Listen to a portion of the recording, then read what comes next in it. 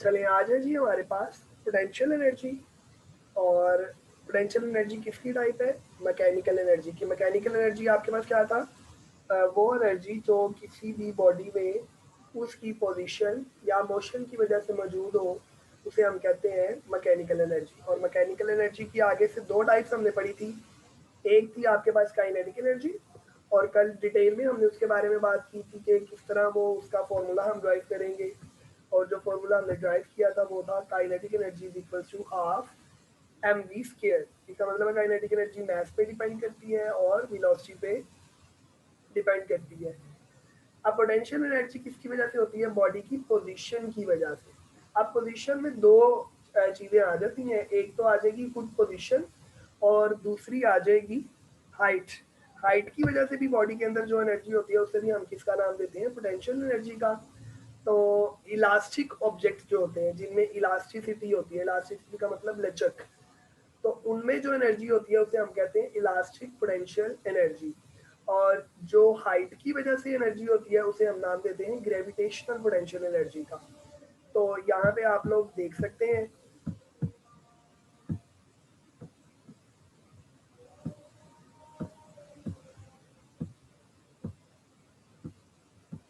ये लिखा हुआ है जी, a hammer raised to some height has a will to do work because it possesses potential energy. इसी तरह a stretched bow has potential energy due to its stretched position. इस तरह ये तीर कमान जो होता है, इसमें जब आप इसको स्ट्रेच करते हैं तभी ये आगे जाता है, अदरवाइज नहीं जाता। तो जितनी चीज़ें जिनमें पोजीशन की चेंज करने की वजह से जो एनर्जी है उसे हम ग्रेविटेशनल पोटेंशियल एनर्जी बोलेंगे, हाइट चेंज करने की वजह से। और जो इलास्टिक चीज़ें हैं जैसे स्प्रिंग है या कोई रबड़ है, उसमें जो एनर्जी मौजूद होगी उसे हम कौन सी एनर्जी कहेंगे? Elastic potential energy. तो सेम जैसे काइनेटिक एनर्जी इक्वल थी वर्क के, इसी तरह पोटेंशियल एनर्जी भी इक्वल होगी किसके? वर्क के। तो पोटेंशियल एनर्जी वर्क का फॉर्मूला क्या होता है? Force multiply distance. तो फोर्स, और अब डिस्टेंस की जगह हम यहाँ पे क्या लेंगे? हाइट लेंगे। क्या लेंगे? हाइट। तो फोर्स आपको पता है किसके इक्वल होती है? आप बॉडी के ऊपर उतनी ही फोर्स लगेगी जितना उसका क्या होगा? वेट होगा, जब आप उसकी पोजीशन को चेंज करेंगे। तो फोर्स की जगह मैंने क्या लिख दिया? वेट और मल्टीप्लाई बाय हाइट। और आप लोगों को ये भी पता है कि डब्ल्यू जो है वो किसके इक्वल होता है? एम जी के। तो हमारे पास फॉर्मूला बन जाएगा potential energy is equal to W H equal to M G H. और हमने लास्ट टाइम भी बात की थी कि जो एनर्जी है या वर्क है वो जोन सी मर्जी हो, उसके यूनिट्स क्या होंगे? जाउल। काइनेटिक एनर्जी इसका यूनिट भी जाउल, पोटेंशियल एनर्जी इसका यूनिट भी जाउल, वर्क इसका यूनिट भी जाउल। हर टाइप की एनर्जी जो है उसका यूनिट आपके पास क्या होगा? जाउल ही होगा। इसके बाद आते हैं जी एफिशिएंसी। तो एफिशिएंसी का मतलब ये होता है, हम अक्सर आम जुबान में भी ये वर्ड बहुत यूज़ करते हैं कि भाई ये बच्चा बहुत एफिशिएंट है, ये इसने बड़ा अच्छा एफिशिएंटली काम किया है। तो हमारे नज़दीक एफिशिएंसी का मतलब ये है कि जो बड़ा अच्छा हो। तो फिजिक्स में भी इसका मतलब यही है कि जो बहुत अच्छा हो, ऐसी डिवाइस जो बहुत अच्छी हो। तो फिजिक्स में कौन सी डिवाइस अच्छी होती है?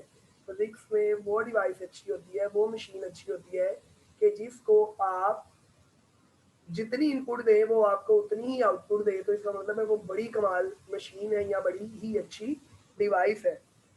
इसका मतलब ये है कि आपको आपके घर वालों ने भेजा है कोई सौदा लेने, आपको दिए हैं 100 रुपये। तो आपने क्या किया? आपने 100 की बजाय 80 रुपीज़ की चीज़ ले ली घर के लिए, और 20 रुपीज़ जो है वो आपने अपनी जेब में रख ली।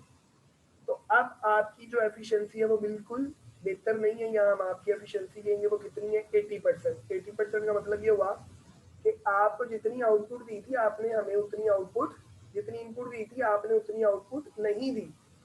सिंपल सी एग्जांपल है, बल्ब है, बल्ब चल रहा है। अब बल्ब को हम दे रहे हैं इलेक्ट्रिकल एनर्जी, लेकिन बल्ब रोशनी तो दे रहा है लेकिन साथ साथ गर्म भी हो जाता है। तो क्या वो हीट हमारे किसी काम की है? क्या हम उस हीट पर सर्दियों में हाथ सेक सकते हैं? अपने हाथ गर्म कर सकते हैं? क्या हम उस पर रोटियां छोटियां पका सकते हैं? नहीं। तो इसका मतलब है जो वो हीट एनर्जी है वो हमारे किसी काम की नहीं है, वो लॉस है। तो इसका मतलब आपने बल्ब को जितनी इनपुट दी उसने आपको उतनी आउटपुट नहीं दी। और एक बात याद रखिएगा कि हमारी कोई भी अभी तक ऐसी मशीन नहीं है जो बिल्कुल आइडियल हो। आइडियल वो है जिसकी एफिशिएंसी 100% है। आइडियल मशीन, आइडियल डिवाइस वो होती है जिसकी एफिशिएंसी कितनी हो, 100% हो, तो हम कहते हैं वो आइडियल है। लेकिन ऐसा पॉसिबल नहीं होता, कोई ना कोई उसमें जो लॉस है वो लाजमी तौर पर मौजूद होता है। वो ड्यू टू हीट भी हो सकता है या ड्यू टू और रीजंस भी हो सकता है। तो एफिशिएंसी को हम कैसे लिखते हैं, required form of energy divided by total input energy. आपको कितनी एनर्जी मिली और आपने कितनी दी थी, और अगर आपने इसी की परसेंटेज निकालनी हो तो हम इसको मल्टीप्लाई करवा देते हैं 100 से।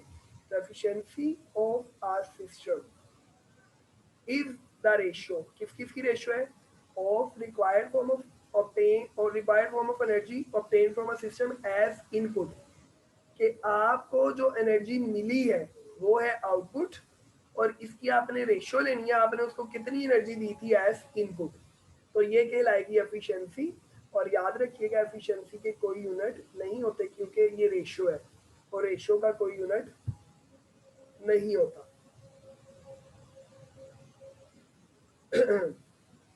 इसके बाद आ जाता है हमारे पास पावर। पावर का मतलब ये होता है कि हम टाइम के लिहाज से देखते हैं कि कोई बॉडी कितना काम कर रही है। टाइम के लिहाज से चेक करते हैं कि बॉडी कितना काम कर रही है। मतलब एक बच्चा है वो एक काम, मतलब एक बुक है, यहाँ पे एक एग्जांपल दी हुई है। हाँ, ये देखिए, कहते 2% हैव डन इक्वल वर्क। दो लोग हैं वो एक जितना काम करते हैं, एक उस काम को 1 घंटे में कंप्लीट कर लेता है और एक 5 घंटे में काम करता है। तो काम तो हो गया, लेकिन पावर किसकी ज्यादा हुई, जिसने उसको जल्दी कर लिया, 1 घंटे में कर लिया, एज कम्पेयर टू 5 आवर्स वाले से। तो power is defined as the ratio of rate of doing work, कि टाइम के लिहाज से कितना काम हो रहा है उसे हम कहते हैं बॉडी की पावर। तो पावर का फॉर्मूला आ गया W डिवाइडेड बाय T, या work done divided by time. अब वर्क के यूनिट क्या होते हैं, वर्क के यूनिट मैंने अभी आप लोगों को बताए, वर्क के यूनिट होते हैं हमारे पास जाउल, और टाइम के यूनिट होते हैं हमारे पास सेकेंड। तो जाउल पर सेकेंड जो है उसे हम क्या बोलते हैं, वॉट। तो ये देखिएगा, the power of a body is 1 watt. कब, if it does work at the rate of 1 joule per second, यानी जब वो 1 सेकेंड में 1 जूल वर्क करे तो हम कहेंगे बॉडी की जो पावर है वो कितनी है, 1 वॉट है। अच्छा, अब इसमें आप लोगों ने जो बातें याद रखनी है वो ये बनी है, कुछ यूनिट जो है किलोवाट और मेगावाट, ये तो प्रीफिक्सेस है।